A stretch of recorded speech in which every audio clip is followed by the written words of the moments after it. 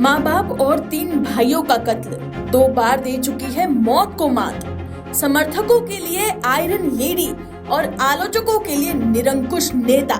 कुछ ऐसी है शेख हसीना की कहानी जिसे सुनकर आपके भी रोंगटे खड़े हो जाएंगे। ये बात है साल 1975 की, जब शेख हसीना के जीवन में भूचाल आया। बांग्लादेश की सेना ने बगावत कर दी और उनके परिवार वालों के खिलाफ विद्रोह छेड़ दिया। हथियारबंद लड़कों ने उनके माता पिता और तीनों भाइयों को मौत के घाट उतार दिया। इस हादसे के बाद उनके ऊपर मानो दुखों का पहाड़ टूट पड़ा, लेकिन बावजूद इसके वो चट्टान की तरह खड़ी रही और अपने किरदार को बखूबी निभाया। मगर कुछ लोगों को ये नागवारा था। शेख हसीना के 15 साल के शासन को महज 15 मिनट में खत्म कर दिया और जिस देश में शेख हसीना पली बड़ी, दुनिया देखी, सत्ता पर विराजी, उस देश के गद्दारों ने उन्हें धोखा देकर बांग्लादेश को छोड़ने पर मजबूर कर दिया। हालांकि ये मजबूरी शेख हसीना के जीवन में क्यों आई, इस बारे में आज चर्चा करेंगे। लेकिन उसके पहले आइए जान लेते हैं कौन है शेख हसीना।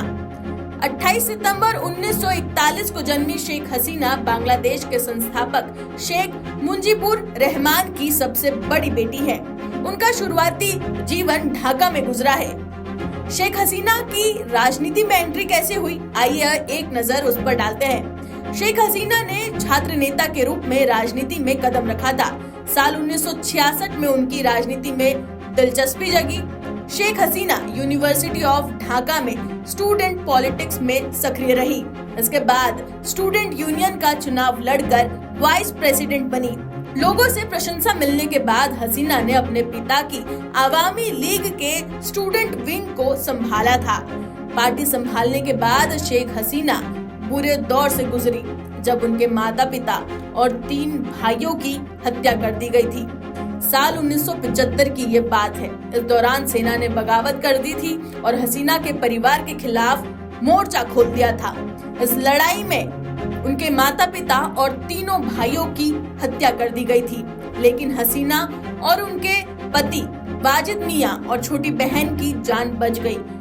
घर वालों के जाने के बाद शेख हसीना कुछ समय के लिए जर्मनी चली गई और कुछ समय बाद वो भारत आई। दिल्ली में कई सालों तक वो रुकी और इसके बाद साल 1981 में शेख हसीना अपने वतन यानी कि बांग्लादेश वापस लौटी। बांग्लादेश जाने के बाद शेख हसीना ने वापस अपनी पार्टी को ज्वाइन किया और कार्यभार संभाला। शेख हसीना जनवरी साल 2009 से बांग्लादेश की प्रधानमंत्री पद को संभाल रही थी। बता दें कि शेख हसीना 2 बार मौत को मात दे चुकी है। पहली बार 1975 में और दूसरी बार साल 2004 में। 1975 में जब उनके परिवार की हत्या हुई तो देश से बाहर होने की वजह से उनकी जान बच गई।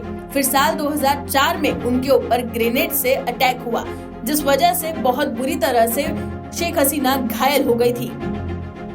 तो वही बात करें तो बांग्लादेश में इस वक्त जो हालात हैं, दरअसल उसके पीछे का कारण है एक आरक्षण। जी हाँ, यहाँ सरकारी नौकरियों में 26% आरक्षण लागू है। इसमें से 30% आरक्षण अकेले 1971 में मुक्ति संग्राम में भाग लेने वाले स्वतंत्रता सेनानियों के बच्चों को मिलता है।